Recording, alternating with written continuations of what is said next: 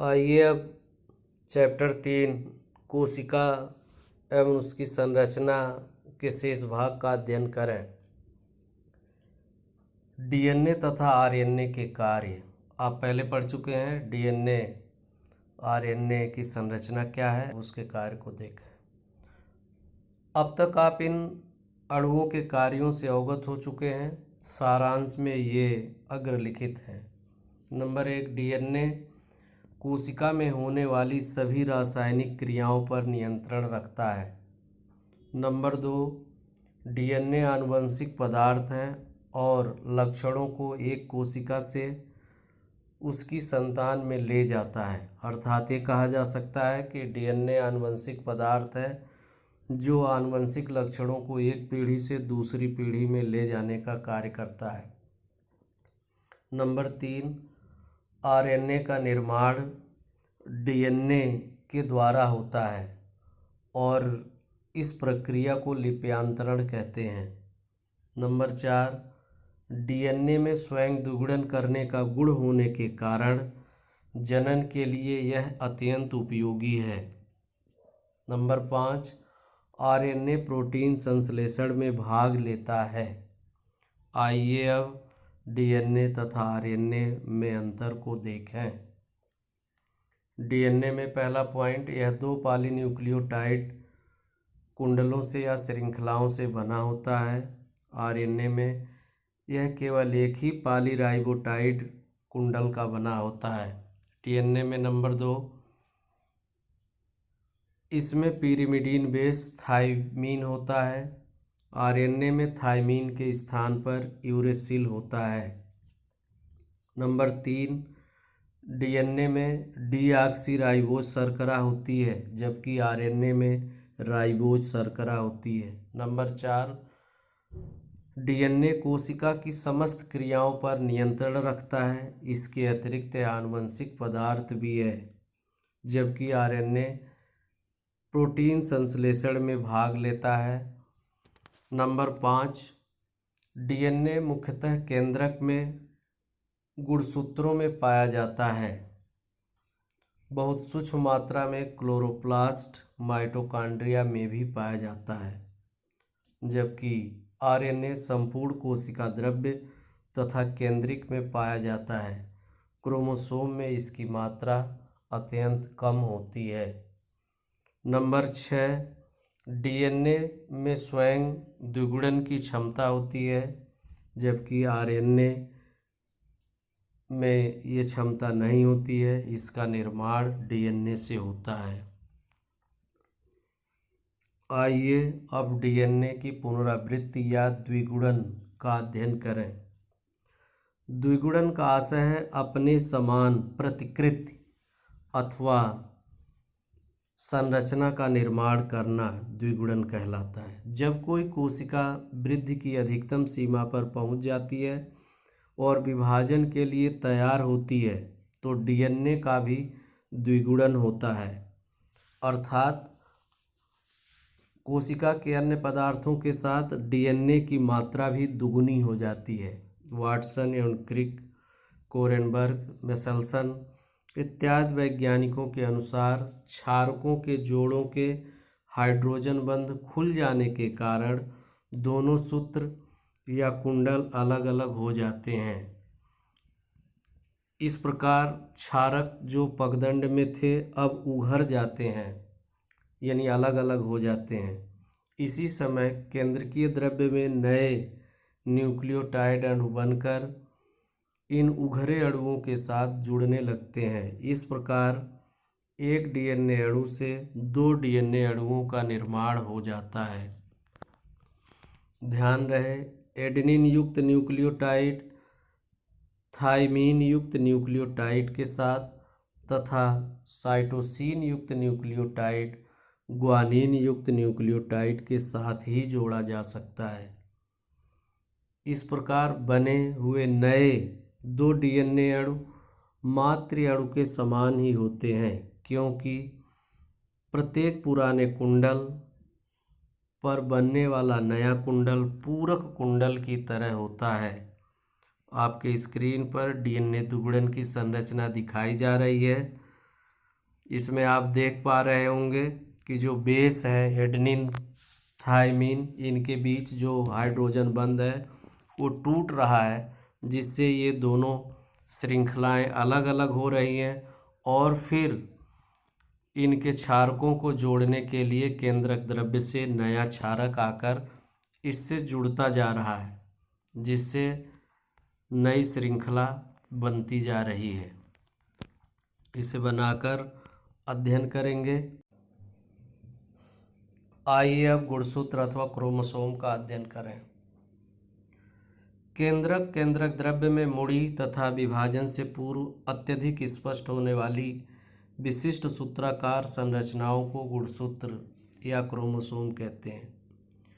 इनकी संख्या एक जात के जीव में निश्चित रहती है। इनके आकार भी निश्चित होते हैं।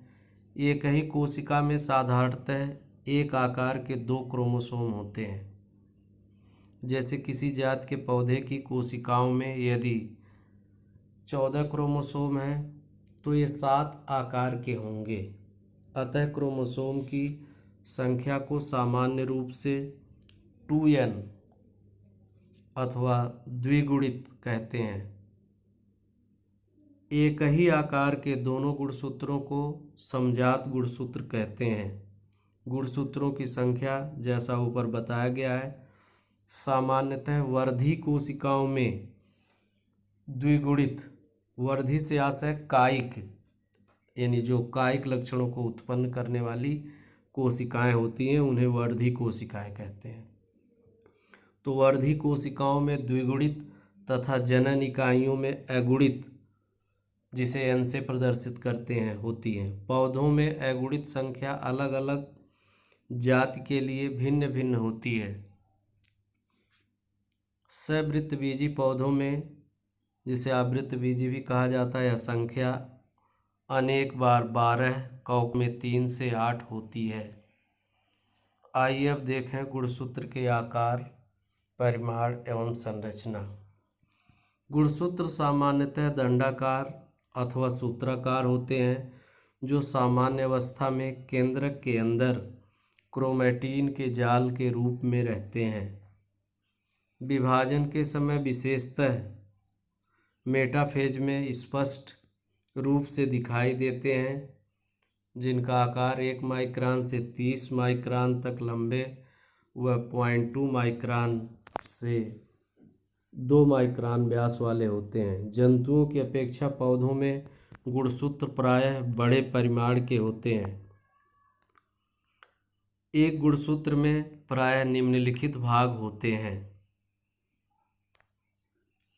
आपके स्क्रीन पर यह गुणसूत्र की संरचना दिखाया गया है, इसको क्योंकि ये आपके बोर्ड में पूछा जाता है।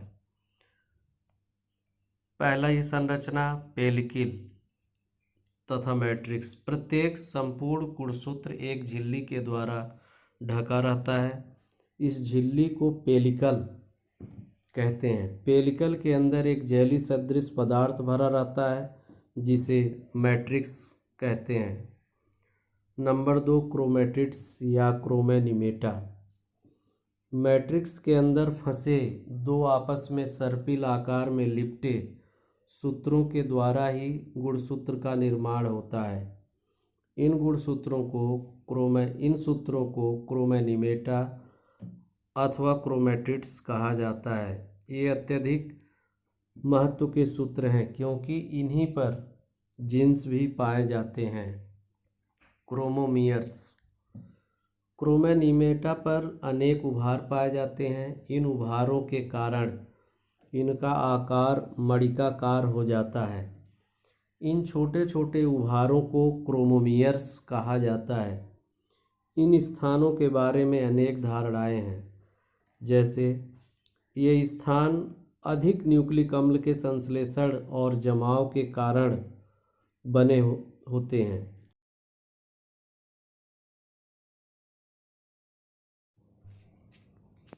क्रोमोनीमा सूत्र के अधिक घने कुंडल बन जाने के कारण इनका निर्माण होता है, अथवा ये स्थान जीन्स के लिए विशिष्ट स्थान है।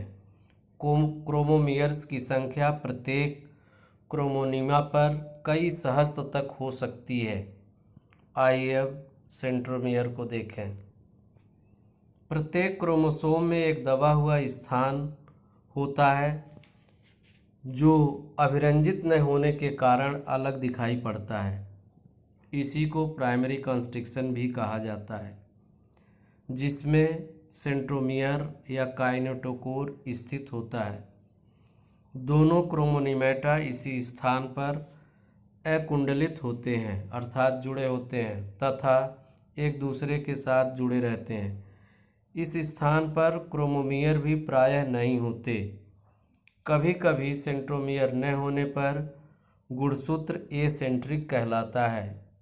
यह विभाजन के समय छोड़ दिया जाता है। सेंट्रोमियर की स्थिति के कारण गुणसूत्र के आकार पर प्रभाव पड़ता है। जैसे नंबर 1, यदि सेंट्रोमियर गुणसूत्र के मध्य में स्थित होता है तब गुणसूत्र को वी आकार का गुणसूत्र कहते हैं, जिसे मेटासेंट्रिक भी कहा जाता है। जब सेंट्रोमियर एक सिरे पर स्थित होता है तब गुणसूत्र को एक्रोसेंट्रिक कहा जाता है। नंबर 3, जब सेंट्रोमियर की स्थिति सिरे से हटकर केंद्र की ओर हो तो तब इसे टीलोसेंट्रिक कहा जाता है। Number 5, satellite body. कुछ गुणसूत्रों में द्वितीयक कॉन्स्ट्रिक्शन पाए जाते हैं।